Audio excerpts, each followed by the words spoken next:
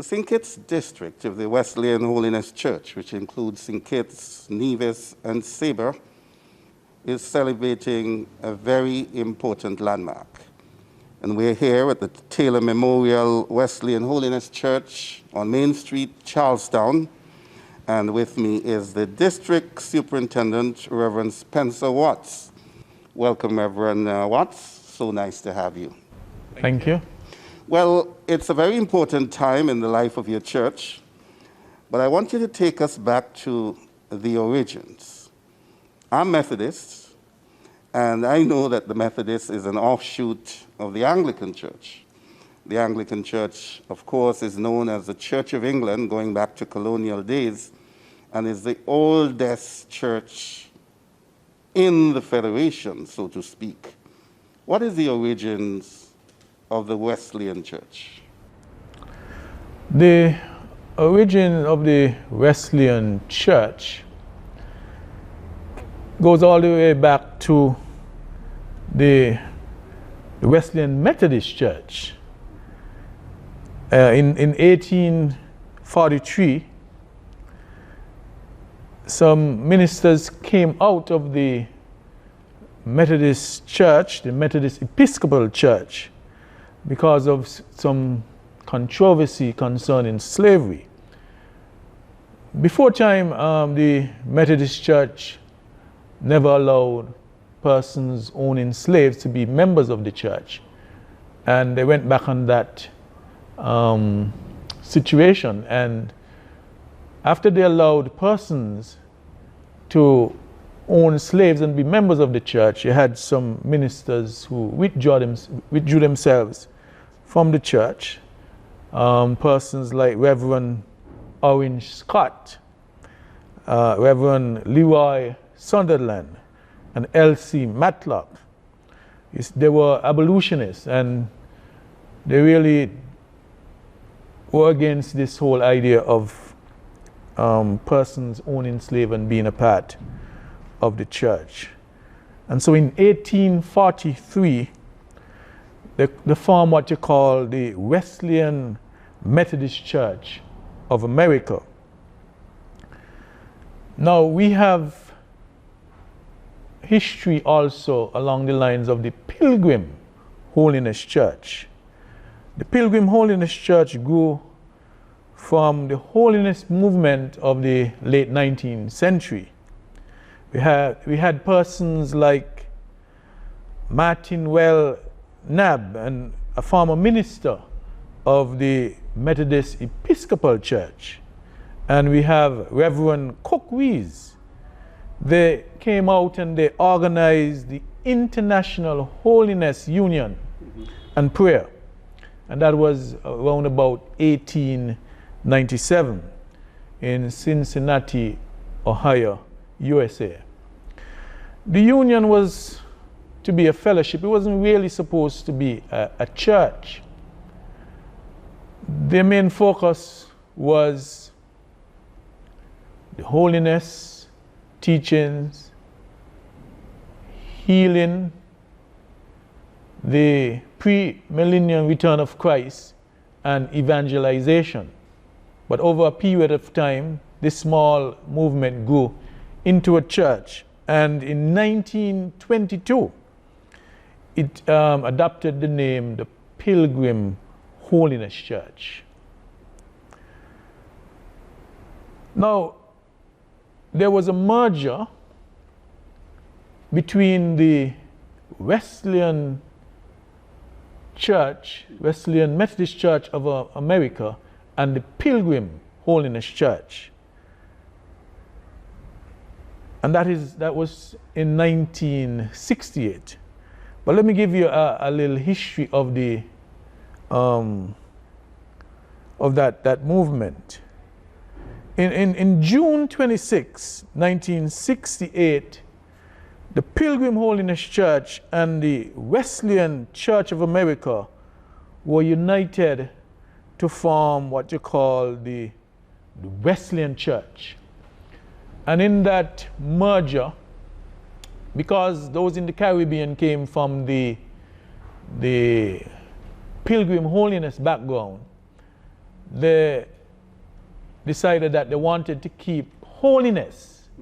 And so you would realize that in the Caribbean, we are known as the Wesleyan Holiness Church because we came from the Pilgrim Holiness Church. But in America, it is known simply as the Wesleyan Church. So let me ask you then, it came out of the Methodist Church. How, if in any way, is it different to the Methodist Church? And you mentioned that in America it was a different situation to the Caribbean. Speak to any differences, if there are any. With the Methodist Church, the Wesleyan Methodist Church, it is what you call an Episcopal church. It is bishop led, right? That's an Episcopal church. Our church, the Wesleyan Church or the Wesleyan Holiness Church, is more of a congregational church where each congregation has their own government, so to speak. I think that both organizations push the holiness message, that holiness message that, John Wesley and Charles Wesley, they were pushing, and from their own experience and so on.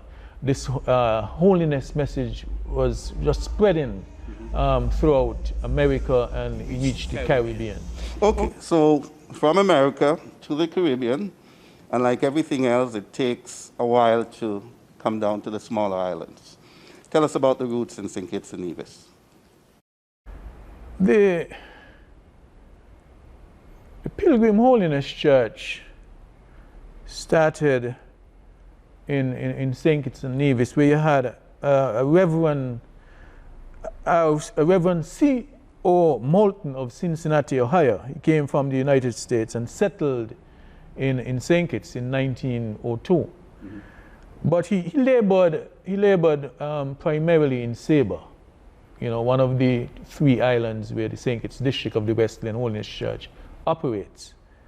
But in 1908, Miss Jessie Purdy of Canada began a Sunday school in Dietbe, St. Kitts. And from that position there in Dietbe, she launched out and she spread the Sunday school to the neighboring villages like St. Paul's, Newton Ground, and Sandy Point. And so you would find that the work started in Dietbe in St. Kitts, and that's 1908. When did it get to Nevis, for instance? In 1910, the work in Nevis began under the leadership of Miss Irene Blyden, later became Taylor. And as you know, we are in the Taylor Memorial Wesleyan Holiness Church, and the Taylor family has a strong history in the Wesleyan Holiness Church. And so Reverend Dr. Wingrove Taylor was one of the superintendents of the Wesleyan Holiness Church, general superintendents of the Wesleyan Holiness Church in the Caribbean. He was a son of the Taylors. So we're sitting in the oldest Wesleyan Holiness Church on Nevis here? I can't speak to that in terms of whether this is the oldest, but I know the work started in 1910, and the Taylors had some connection with this church here. Okay, and since then you have moved to other areas on Nevis. Tell us about the places where you have. All right, we have churches here in Charlestown, and this is known as the Taylor Memorial Wesleyan Holiness Church in Charlestown. And we have the Cotton Ground Wesleyan Holiness Church. So we are there in Cotton Ground. We also have the Barnesgut Wesleyan Holiness Church.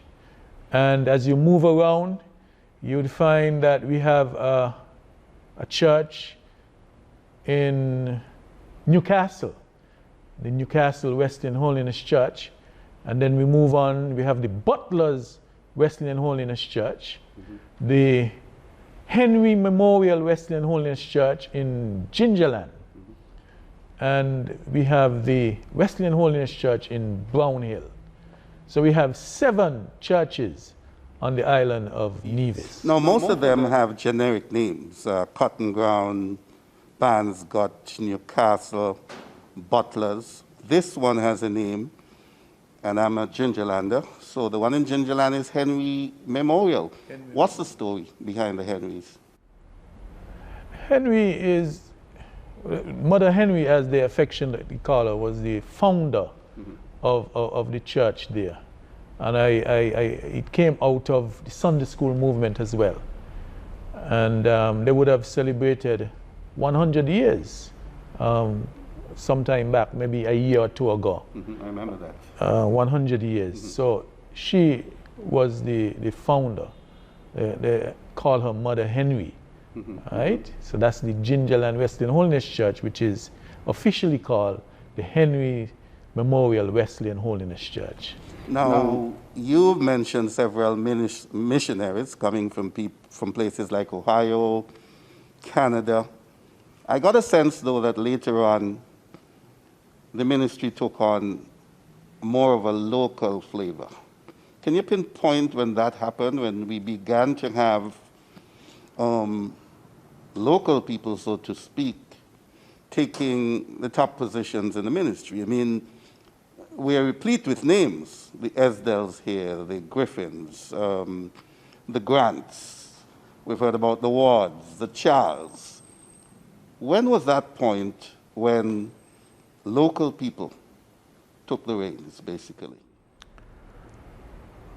All right, the work here in St. Kitts used to be governed from Antigua. Okay. We used to be called a field district. And so Antigua, the Antigua district used to give administration over the St. Kitts field district. And so you had missionaries coming from the United States as field superintendents. The Antigua district gave governance, but you had these missionaries come in, and names like Philippi, Wakinswa. We had Reverend Kodjo coming out of Trinidad, that's in the Caribbean. But it is not until 1961 when we became a full district. So we became a full district with our own district superintendents and our own district officers in 1961. And so we are celebrating 60 years as a district conference. And the first district superintendent of the St. Kitts district of the Wesleyan Holiness Church was Reverend Charles H. Grant. Division. His Nevision. He came from Nevis, Reverend Charles H. Grant. He was followed by Reverend Dr. Job Ward. Gingerlander. Right. And then he was followed by Reverend Dr. Alden Charles. Cotton Ground man. Yes. Reverend Dr. Alden Charles was followed by Reverend Sylvester Herbert. Gingerland, right? Gingerland. And now, currently, I am the superintendent, and I'm from St. Kitts. Yes. How has it been during your tenure? You have seen the church evolve over these 60 years. Where are we now as a church?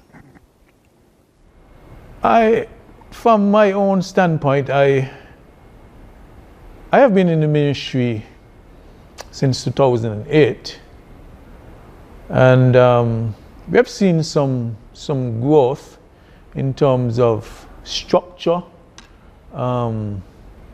organizational structure, leadership, and we have seen the St. Kitts district of the Wesleyan Holiness Church becoming more organized.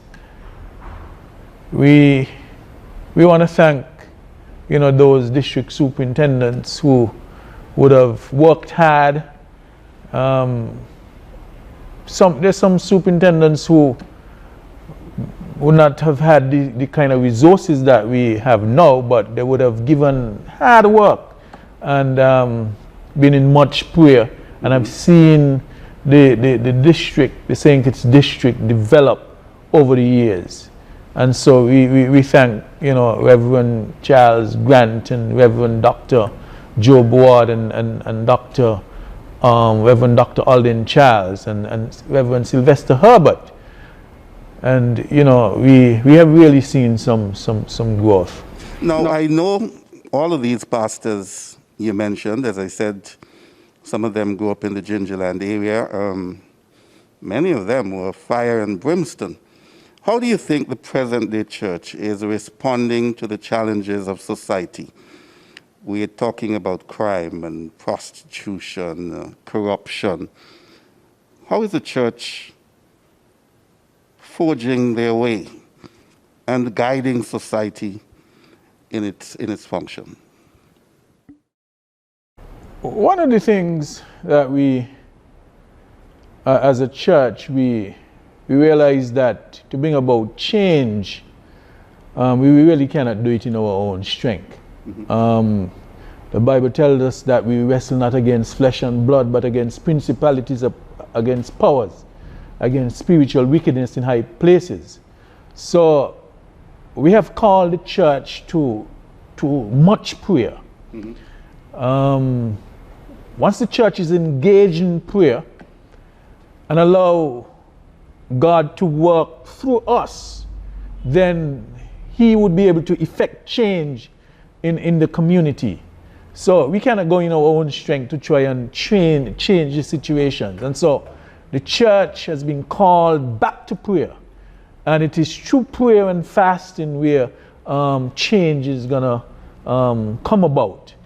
And so we as leaders, we see it as an opportunity to get the church engaged in prayer.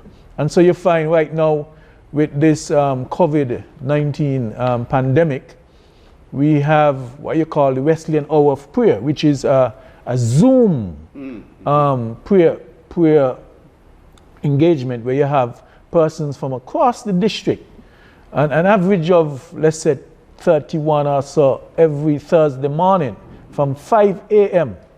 We are a part of prayer, coming together to bombard heaven and allow God, even as we call upon Him, to work through His third church to affect change in the community. Do you think the church is more relevant now than, say, it was 20, 30 years ago? The church is always relevant. The church is always relevant, and the church is the most important institution in any society. And there are going to be challenges, there are going to be difficulties. Yes, we might be going through more challenges, but the church is no less relevant. You know, God says, the Lord Jesus Christ said, upon this church I will build my church, and the gates of hell shall not prevail against it. And so the church is just as relevant as back then. So you're 60 now. You're having a year-long celebration. What is that going to look like? Leading up to our 60th district conference, we're going to have a week of celebration, so to speak, some activities where you're going to have from Monday to Friday. Our pastors would be engaged in doing devotions on NTV Nevis and ZIZ in St. Kitts, and in the local radio station in Sabre. They're going to be doing devotions for about 15 minutes, and even during those devotions, you might find them highlighting some things concerning our history, our heritage, things about our values. You know, we value biblical authority. We value things like servant leadership. We value things like unity in diversity. We value things like disciple making. Mm-hmm. And so you would find that some of these things might be coming out of their sermons. We also going to be having what you call a social issue. Is about trying to get people to understand what it is, what's happening as it relates to depression and abuse. So you're going to find during the week, I think it's on the Friday, we're going to be airing a video, you know, where some of our young people and persons from the Wesleyan women and Wesleyan men and Wesleyan youth would be asking questions as it relates to depression and abuse, and asking things like, did you know? And you're going to see certain statistics. They're going to be referring to certain statistics that would be affecting, you know, persons with depression and persons who are abused. That's a very lofty ideal. Now, you mentioned earlier COVID. That has impacted everybody globally. But there are other things. I've heard other churches mention lack of financing, dwindling numbers, lack of youth involvement. Are those the same issues you face in your church? Each church has its own challenges, but with the challenges of COVID-19, it present opportunities. Great. And so you'd find that as a church, we very early, when we realized what was happening, we transitioned into the social media platforms. Virtual. Right. You went virtual, yeah. Mm-hmm. And we use things like Zoom and Facebook Live and YouTube to connect with our people, to get the message out, and to engage our congregation. Try as much as possible. We tried as much as possible to use these platforms to keep the ministries going, so that we wouldn't be just throwing our hands in the air as if like nothing could be done. Because challenges, once we have challenges, then opportunities would present themselves. And so I think that we have transitioned well. I'm not saying that we are 100% the way we were before, because we have been affected in the Sunday school area, especially because Sunday school used to come just before the church time. And so with the stipulations, the COVID-19 stipulation, it presents a challenge in terms of having the Sunday school before or after church. So you'd find that what some of the churches have done, they would have introduced children's ministry in the Sunday morning service, so that you would have ongoing ministry to children.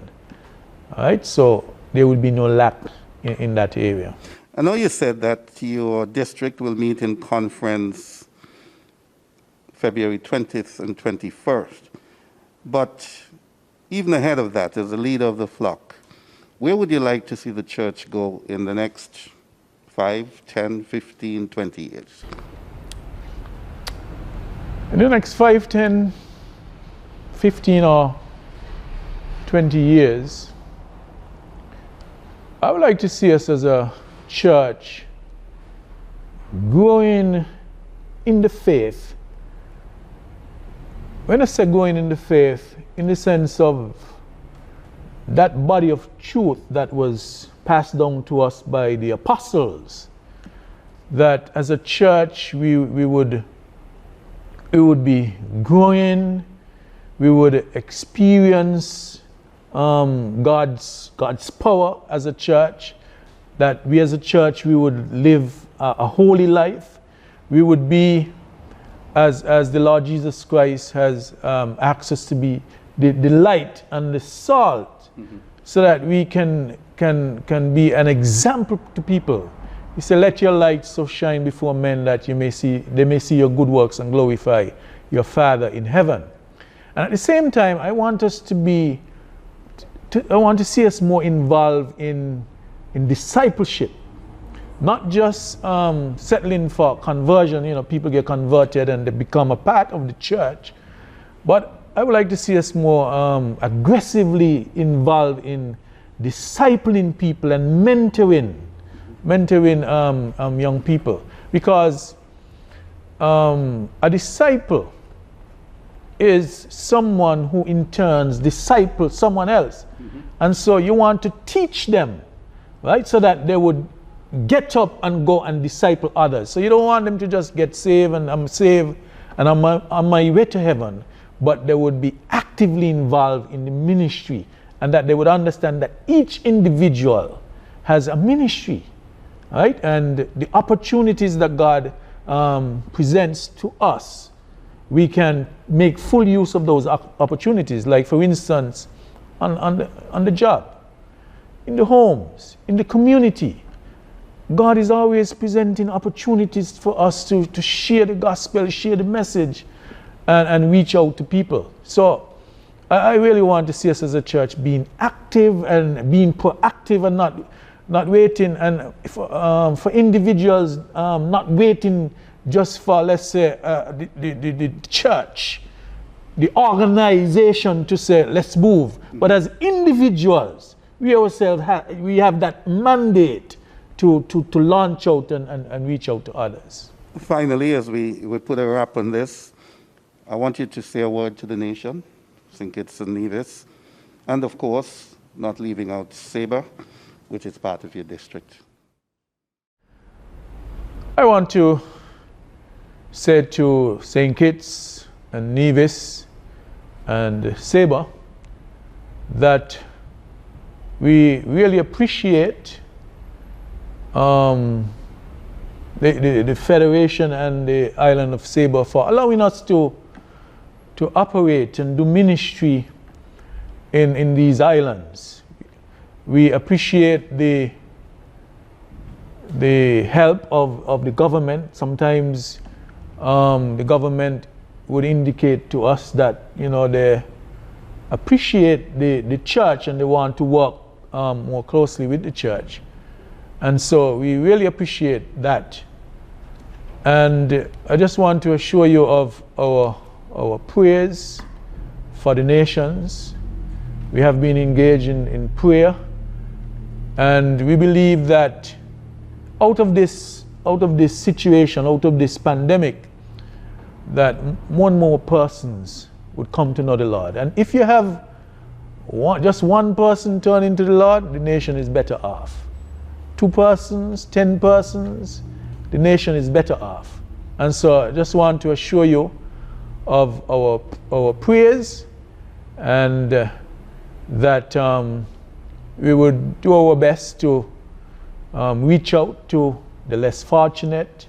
There are people who are hurting, and they need our counsel, they need our help. And so if anyone need any help, you can contact us at 465-2203, and you can also email us at thestkitsdistrict@gmail.com. Before we finish though, I also want to say that for our celebrations, we are having a 60th anniversary magazine. And some of the things that we are talking about here today will be in that magazine. We'll be having the history of each church on St. Kitts, on Nevis, on Sabre, presented in that magazine. We'll also be having the Governor General giving a greeting, the Prime Minister, the Premier of Nevis would also be giving anniversary greeting, and also the General Superintendent, Reverend Dr. Joel Cumberbatch. He's in Barbados. He also will be giving congratulatory greetings. And so the next thing that we're going to be having is we're going to be having a lecture on the Thursday leading up to conference, and this will be done by a minister, a lecturer from the Indiana Wesleyan University. His name is Dr. Abson Joseph, and so we hopefully would have it out on the social media and so on, so persons can be a part of it. Thank you very much, Reverend Watts. Best of luck as you commemorate your 60th anniversary. And you've heard it here from Reverend Spencer Watts, Director of the St. Kitts District of the Wesleyan Holiness Church, District Superintendent, and of course they're celebrating 60 years as a district, and we wish them all the best. It's my pleasure to have been the facilitator today, and I hope you got the message from a man of God. Thank you very much.